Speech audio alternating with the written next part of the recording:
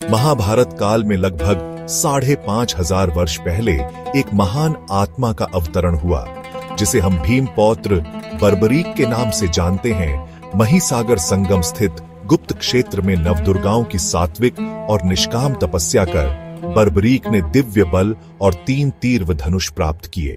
कुछ वर्ष उपरांत कुरुक्षेत्र में उपलब्ध नामक स्थान पर युद्ध के लिए कौरव और पांडवों की सेनाएं एकत्रित हुई। युद्ध का शंखनाद होने ही वाला था कि यह वृतांत बर्बरीक को झांत हुआ और उन्होंने माता का आशीर्वाद ले युद्ध भूमि की तरफ प्रस्थान किया। उनका इरादा था कि युद्ध जो भी हारेगा उसकी सहायता करूंगा। भगवान श्री कृष्ण को जब यह वृतांत झांत हुआ तो उन्होंने सोचा कि ऐसी स्थिति में युद्ध कभी समाप्त नहीं होने वाला। अतः उन्होंने ब्राह्मण का वेश धारण कर बर्बरीक का मार्ग रोककर उनसे पूछा कि आप कहां प्रस्थान कर रहे हैं। बर्बरीक ने अपना ध्येय बताया कि वह कुरुक्षेत्र जाकर अपना कर्तव्य निर्वाह करेंगे और इस पर ब्राह्मण रूप में श्री कृष्ण ने उन्हें अपना कौशल दिखाने को कहा। बर्बरीक ने एक ही तीर से पेड़ के सभी पत्तों को भेद दिया, सिवाय एक पत्ते के जो श्री कृष्ण ने अपने पैरों के नीचे दबा दिया था। बर्बरीक ने ब्राह्मण रूपी श्री कृष्ण से प्रार्थना की कि वह अपना पैर पत्ते के ऊपर से हटाए, वरना आपका पैर घायल हो सकता है। श्री कृष्ण ने अपना पैर हटा लिया व बर्बरीक से एक वरदान मांगा। बर्बरीक ने कहा, हे यजमान, आप जो चाहे मांग सकते हैं, मैं वचन का पूर्ण पालन करूंगा। ब्राह्मण रूपी श्री कृष्ण ने शीश दान मांगा। यह सुनकर बर्बरीक तनिक भी विचलित नहीं हुए, परंतु उन्होंने श्री कृष्ण को अपने वास्तविक रूप में दर्शन देने की बात की, क्योंकि कोई भी साधारण व्यक्ति यह दान नहीं मांग सकता। तब श्री कृष्ण अपने वास्तविक रूप में प्रकट हुए।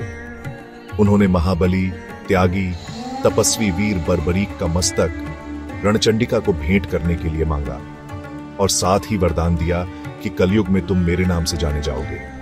मेरी ही शक्ति तुम में निहित होगी। देवगण तुम्हारे मस्तक की पूजा करेंगे। जब तक यह पृथ्वी, नक्षत्र, चंद्रमा तथा सूर्य रहेंगे, तब तक तुम लोगों के द्वारा मेरे श्री श्याम रूप में पूजनीय रहोगे। मस्तक को अमृत से सींचा और अजर अमर कर दिया। मस्तक ने संपूर्ण महाभारत का युद्ध देखा एवं युद्ध के निर्णायक भी रहे। युद्ध के बाद महाबली बर्बरीक कृष्ण से आशीर्वाद लेकर अंतर्ध्यान हो गए। बहुत समय बाद कलयुग का प्रसार बढ़ते ही भगवान श्याम के वरदान से भक्तों का उद्धार करने के लिए वह खाटू में चमत्कारी रूप से प्रकट हुए। एक गाय घर जाते समय रास्ते में एक स्थान पर खड़ी होकर चारों थनों से दूध की धाराएं बहाती थी। जब ग्वाले ने यह दृश्य देखा तो सारा वृतांत भक्त नरेश खंडेला के राजा को सुनाया। राजा भगवान का स्मरण कर भाव विभोर हो गया।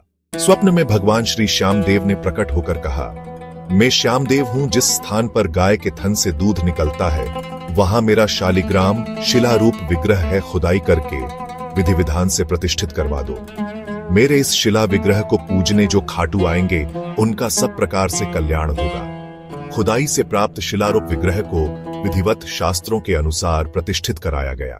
चौहान राजपूतों में नर्बदार कंवर हुई है, जिन्होंने इस विग्रह को आक्रांताओं के विध्वंस से बचाने हेतु झोपड़े में रखा एवं सेवा पूजा की। औरंगजेब के शासनकाल में पुराने मंदिर का विध्वंस हो गया तथा उसके बाद जहां भगवान श्री श्यामदेव का विग्रह प्रतिष्ठित किया गया, वह आज भी विद्यमान है, जहां देश के सभी कोनों से श्याम प्रेमी पूजा, अर्चना एवं दर्शनार्थ आते हैं।